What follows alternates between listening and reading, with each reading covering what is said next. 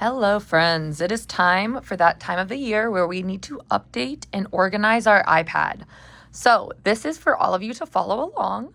I'm going to be making this video to show us some different features of our iPad. Most of you already know this, but down here at the bottom, this is called your dock.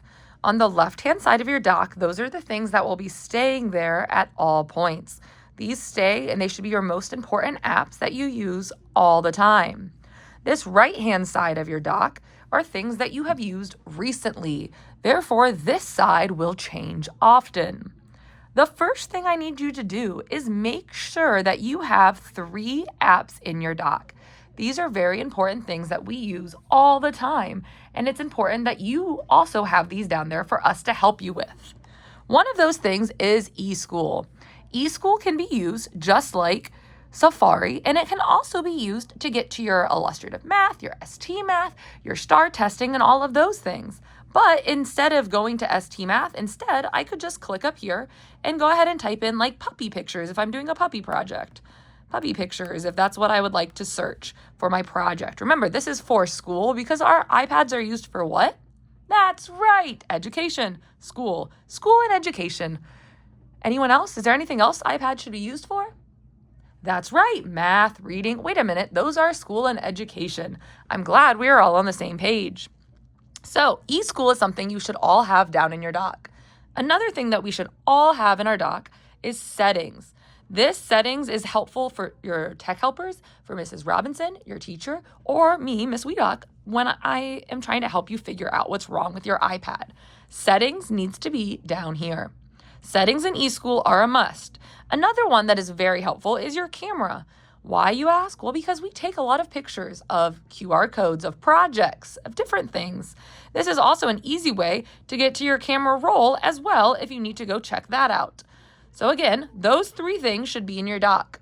The other 2 or 3 items, because you can have up to 6 things down there pretty easily, are up to your teacher and you. So your teacher might suggest that you put Google Drive down there if you use that a lot. Or you might just need to have it out on your home screen so you can easily see it. I use Canvas a lot. I know a lot of our 4th and 5th graders do as well. And of course, Canva, because that's how I make a lot of projects. But you might not have Canva down there if you don't use it very much. The next thing that we're going to work on after our dock is all set up, we should have settings, eSchool, camera, and then whatever else your teacher has told you or you use a lot. Now that those are all set up, you're ready for the next step.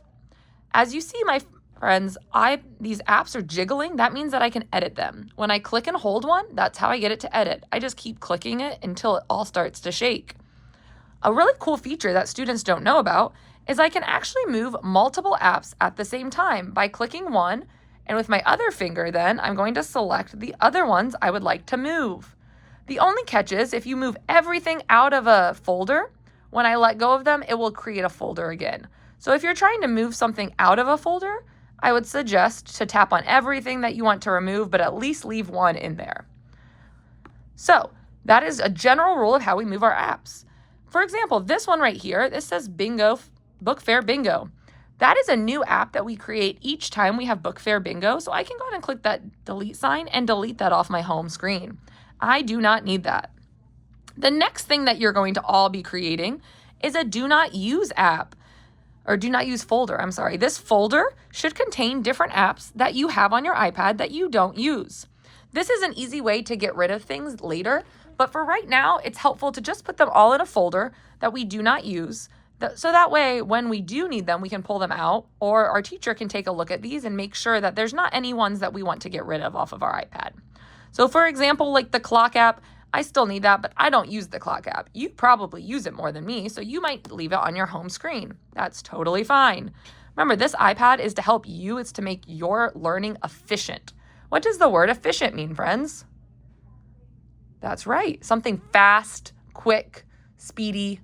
There's a purpose to what we're doing. And so all of our apps on our iPad should be for school and education. I should never create a folder that says blue apps. That's not a helpful tool. Green apps, not a helpful tool. Those are things that we do not need to have a folder for. However, if you look at my folders, I have this folder called Google because I have all my Google things in there, minus the dock or drive because I use my drive a lot. So I wanted that out free so I could easily see it. If you see I have a few apps that aren't in folders, that's okay. You do not need a folder for every single app that you have. Instead, sometimes when we use apps a lot, it's helpful to keep them on our home screen free floating. Remember, with our new update, you're also able to move apps to different spots on your screen so they don't all have to be in a row. Another helpful folder that I like is reading. You might not have a reading folder, but that might be something you want to make.